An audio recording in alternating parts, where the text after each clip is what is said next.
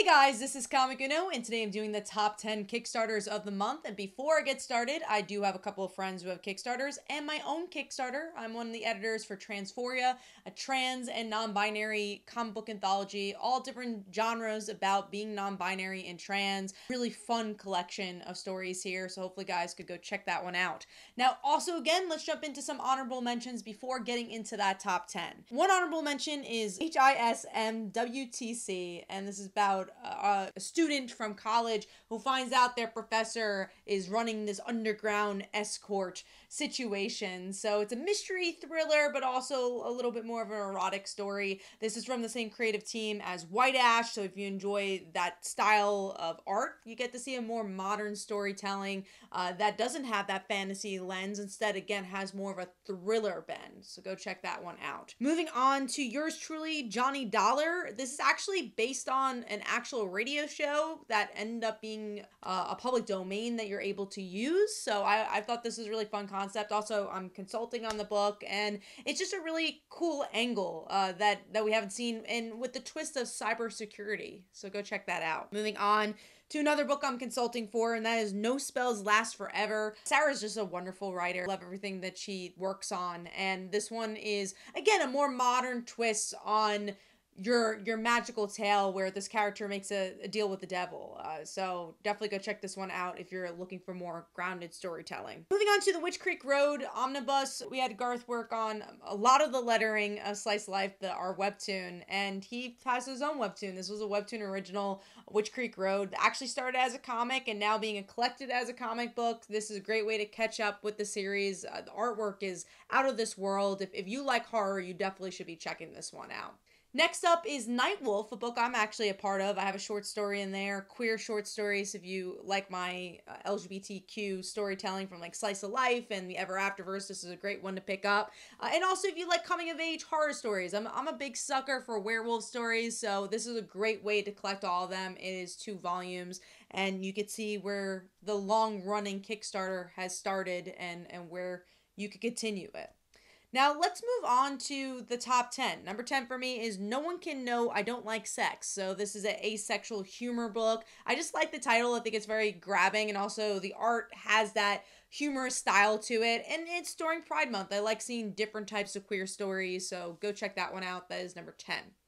Moving on to number 9, which is another queer book, again, going into June with Pride Month, and that is Gay Mormon Dad, the graphic novel or graphic memoir. So how can you be queer within the Mormon community? That is the journey of this book, and I thought this was a cool angle that, again, normally don't get to see with queer storytelling, or honestly on Kickstarter in general. Moving on to number 8, which is Modern Mythology, Medusa. This is a remastering, so it is a book that already existed. Now we're getting to see it in a different form.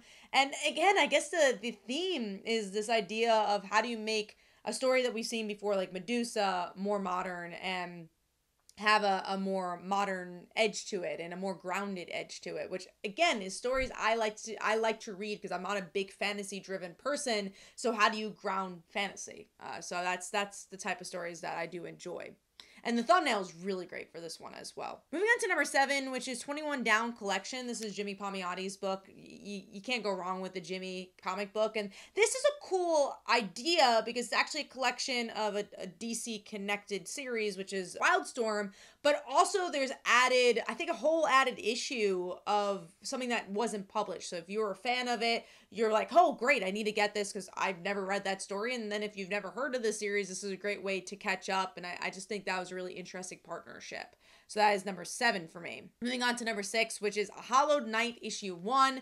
Victorian, queer, looks like BL story, and the artwork really got me for this one. I think it really fits that Victorian vibe, and there's all different types of monsters in this. I think werewolves are involved as well, so you get to see the whole supernatural world kind of built here. So that is number 6. Moving on to number 5, Breastfeeding Sucks, The Devil's Panties, Volume 15. This volume in particular focuses on what it was like to have a newborn during COVID. Obviously, we all have our own COVID stories.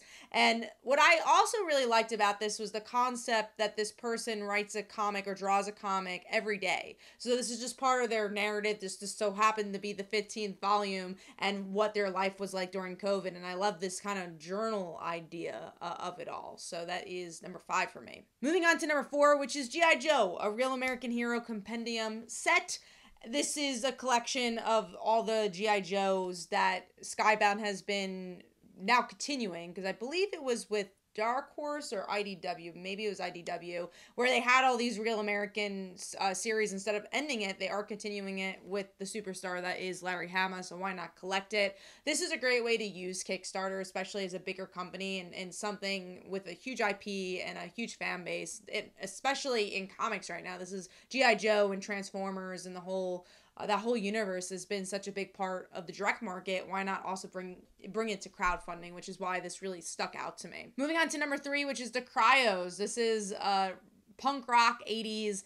Oh, not punk rock. It is new wave rock, where we get to see them also be in the sci-fi adventure in the future. So having this nostalgic genre of music and how does that look like in a completely different genre that doesn't relate to it is just so fun to see how that will collide. And the artwork, and especially the thumbnail, looked really, really striking. The facial expressions were great, so that's what really pulled me in on that one. Moving on to number 2, which is the Ex-Wives of Frankenstein.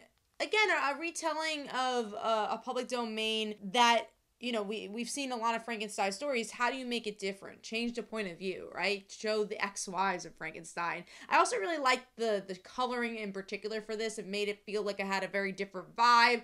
So I just like the overall tone for this one and the potential to tell a new story in something very familiar. And moving on to number 1, which is Crazy Latte Thing Called Love. And this is a manic romance thriller about this guy meeting this barista, and I'm guessing everything kind of going wrong after this. And the art / tone for this really, really grabbed me from the preview, where I was like, I have to make this number 1. And I love the idea of putting a romance on its head a little bit. It seems really, really character driven as well. I also like the City of Stars, La La Land homage as the thumbnail. Everything just kind of worked for me for this Kickstarter to skyrocket it to number 1. But let me know in the comments below, what are your favorite Kickstarters of the month? Hopefully you guys enjoyed. This is Comic and I'll see you guys in the next one. Bye.